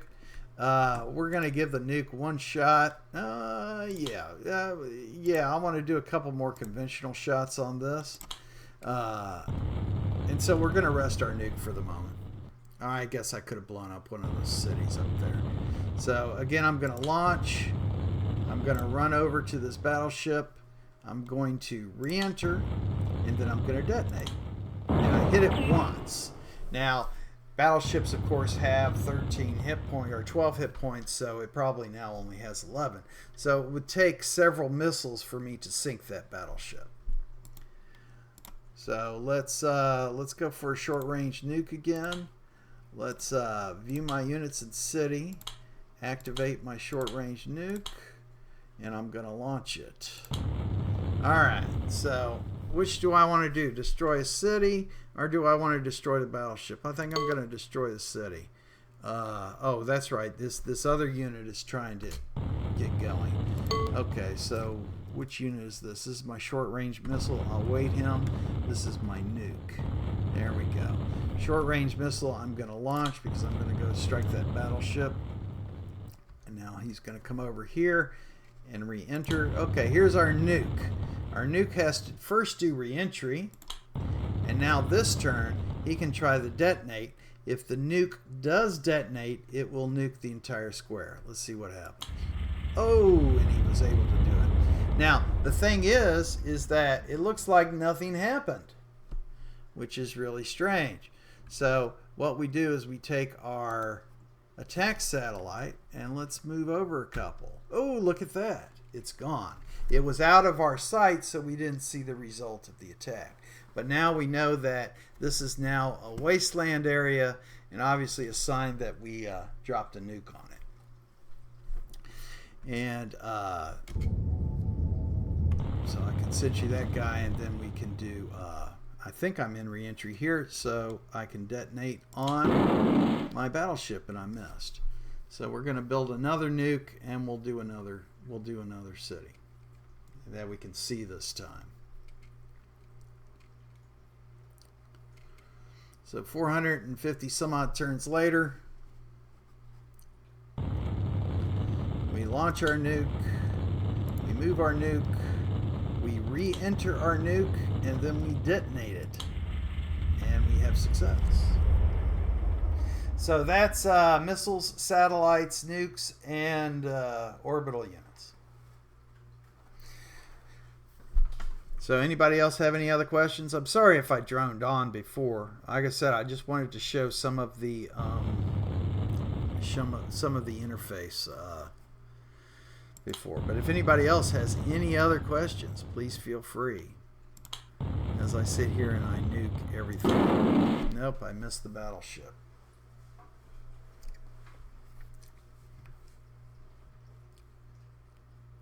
Let me show you a couple of other games. Here, I'm going to break here. Okay, I hit the red button to break and pause control of the turn at turn 592. I'm just going to bail out of this. I don't think I'm going to come back and play this game. Let me load another game. What else was? Well, let's see what the next game that I was playing was. This is a 400 by 400 with total wrap. I forget what level it is. And I think I need to post what it is in the front. Let's see, what is this? This is, once again, I think I was just simply exploring on this map. I don't see any enemies. Oh, I have a capital on this map. Okay, so this is a capital kill map, which means I'm playing it very poorly, because as you can see, I'm expanding to the north and all happy and good, and I've completely left my southern flank open. So like a dumb AI, I'm going to get hammered from the south at some point, and I'm going to lose the game, because this guy can just sneak right up here, take this one city, the capital city, and it'll all be over in one turn. So yeah, I'm not smarter than the AI in this one. I hadn't looked at this. I think I was just fooling around, but you know, excuses aside, that's pretty sad. So I don't think we'll look at that one. We can look at the graphs for this one real quick.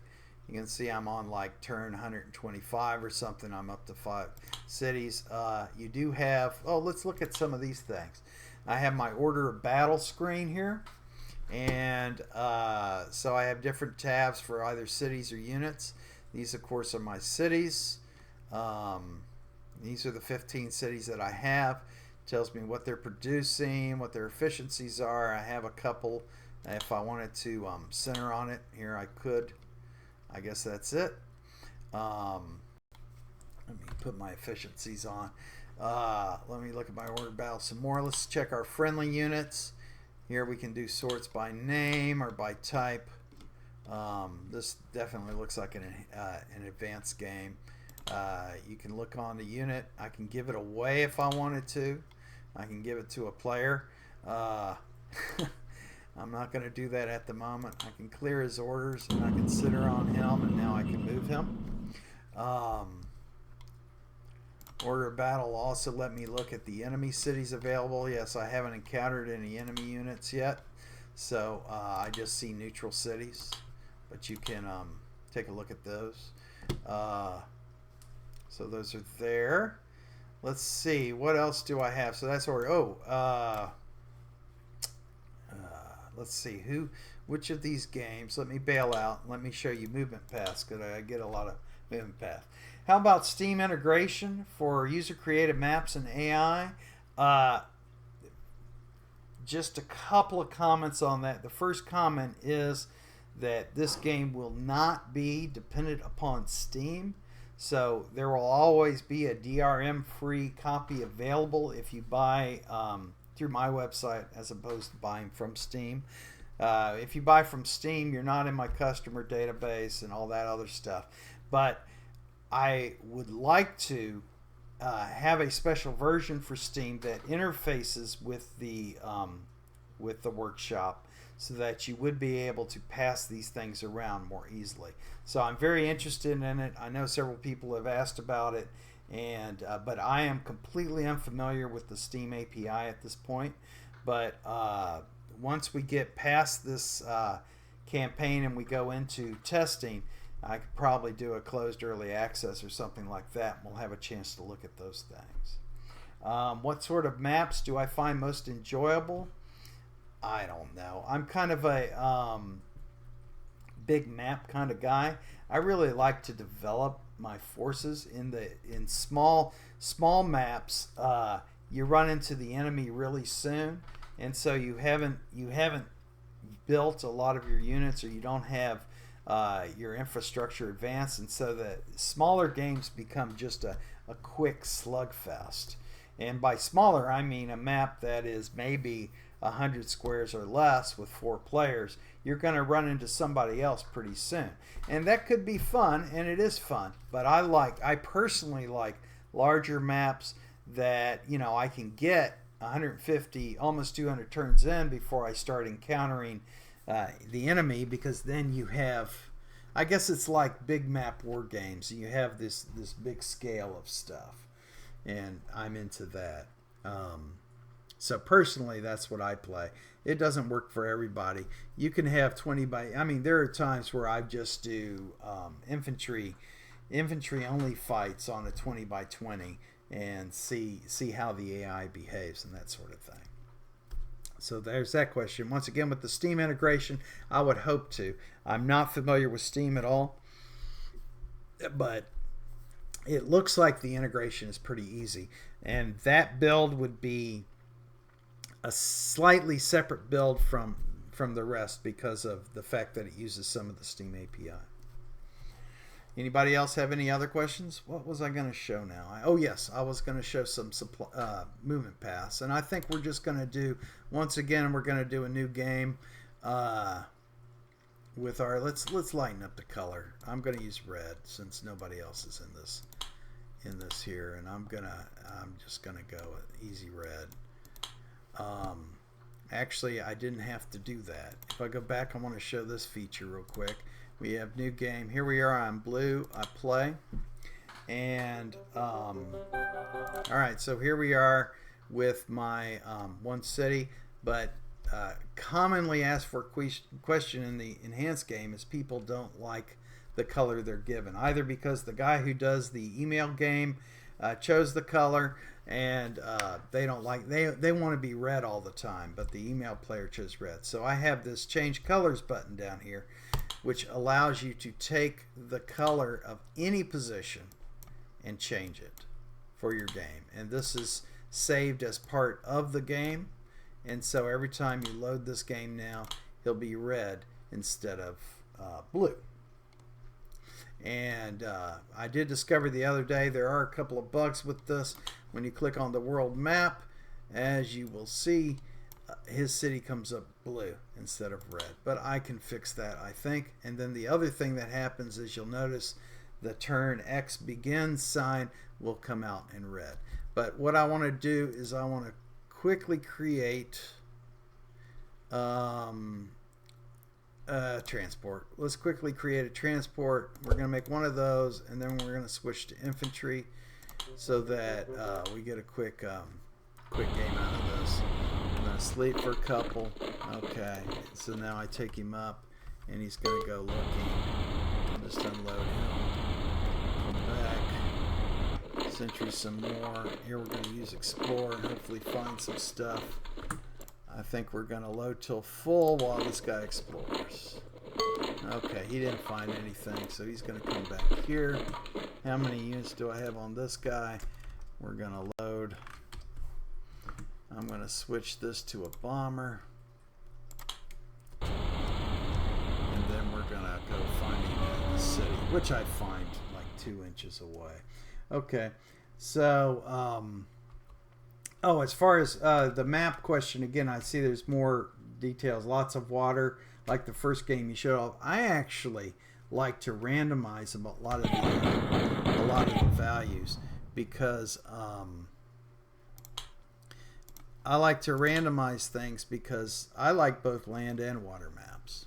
Alright, let's go find something else here.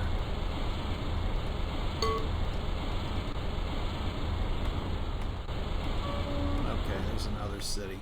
I sleep one for the transport and I take that city, and we'll just produce that. Now, the reason why I wanted to show this is I'm producing a bomber, and here in 4 turns I'm going to have a bomber, and looks like I foolishly set this to infantry. We'll just go no production on there. But what I want to show you is my, and we're going to wait for that bomber to build up. So there's the bomber, and what I want to show you here is the path modes, because a lot of people are asking about path modes. So here's path mode for you. I have to put the source, and I click to the destination, and then I have to pick the type of unit that will travel on the path. I can drill down if I want, and I'm using the mouse button here to move up and down here. I can drill down if I want on the various unit types, but I don't want to do just bomber. I'll just do air. So I save that, and then see I have an air path. Now if I click continue, it'll move. It'll automatically move along. If I do another path, we'll take it over there, take it right into that city. We'll do air on that, and you can see he's moving on. And you can look at your paths at any time by clicking on the path mode, and it'll show you where they go. I tried to keep the path bands the same width as the city so that you can recognize it. If I click here, edit the path, this won't make a lot of sense, but I'm going to add land units to it. Probably C units would make more sense. You get the green and the red. If I added a C unit to it, so now it's land, sea, and air, it's tricolor.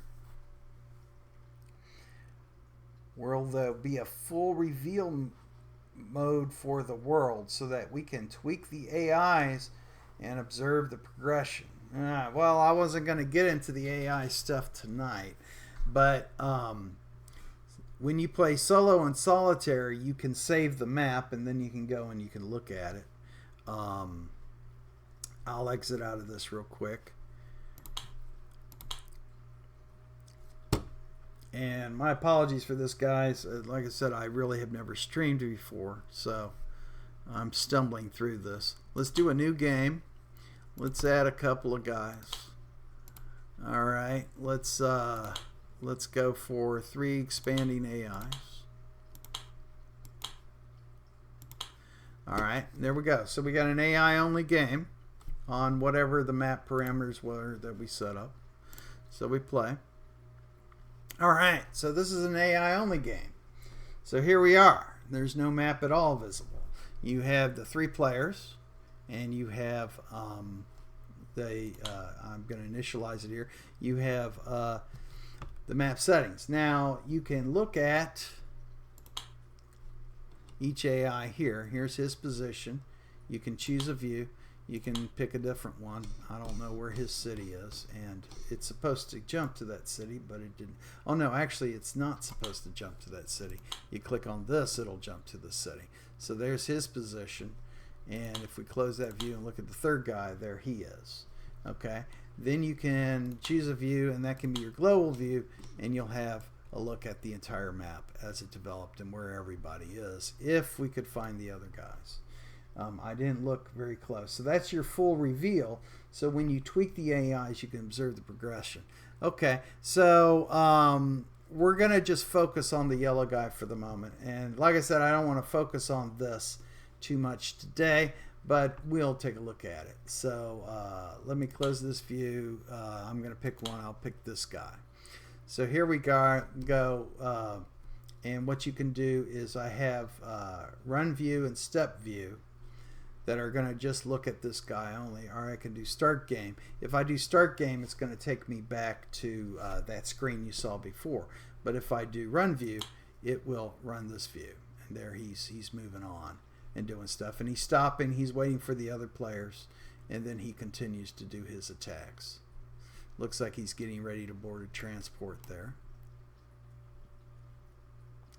Oh boy, see, so he's really starting to cook. I can stop this and we can close this view.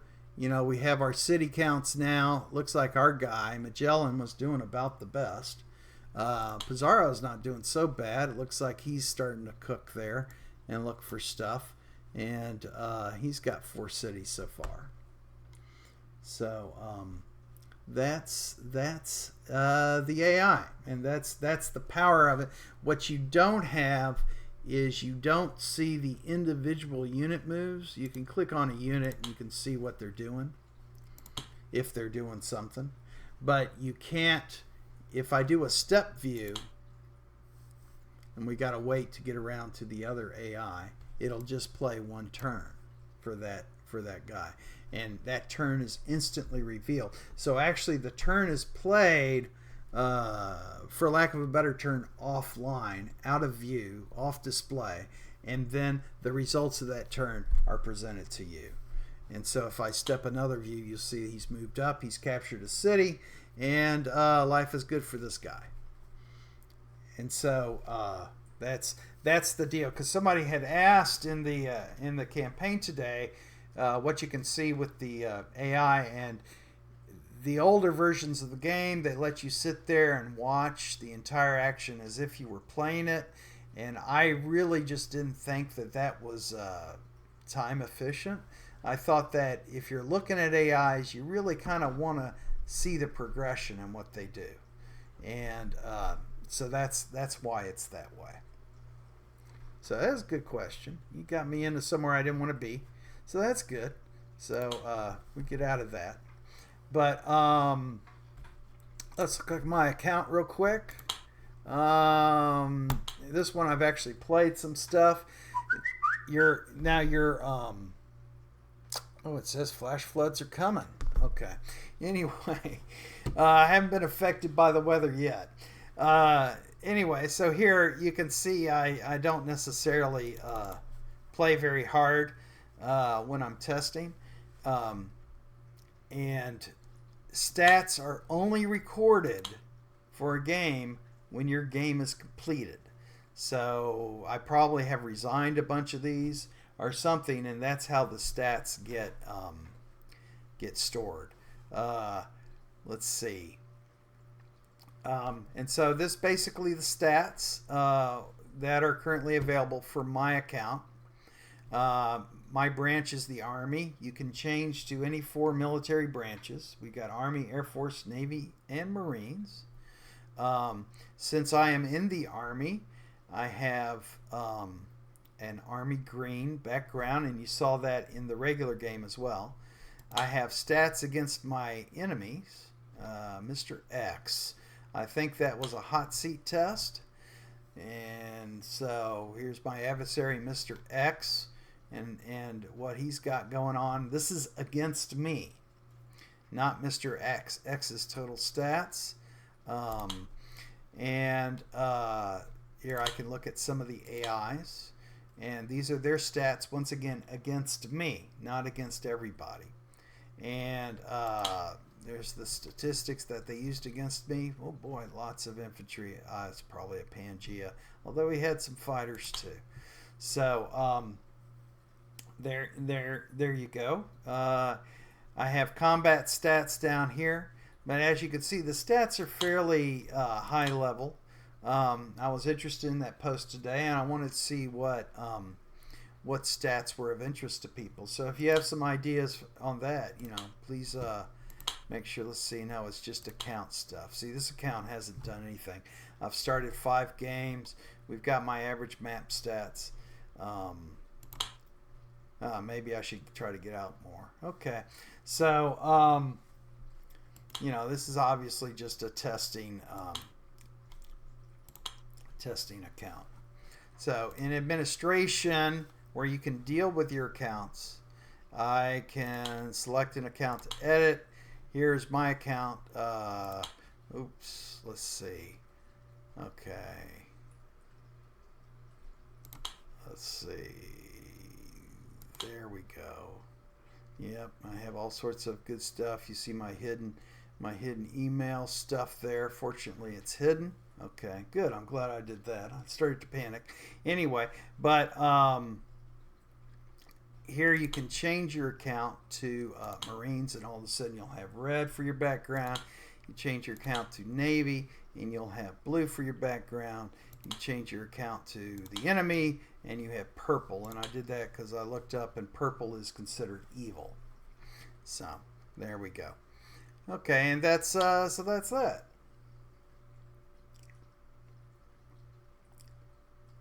Anybody else have any questions?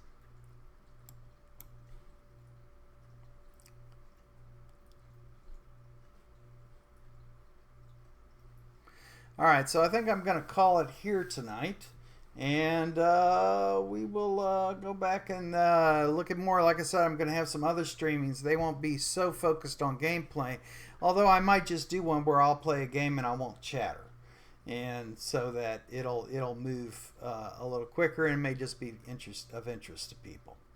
So thanks a lot, guys, for participating. And here I can toggle some exit music.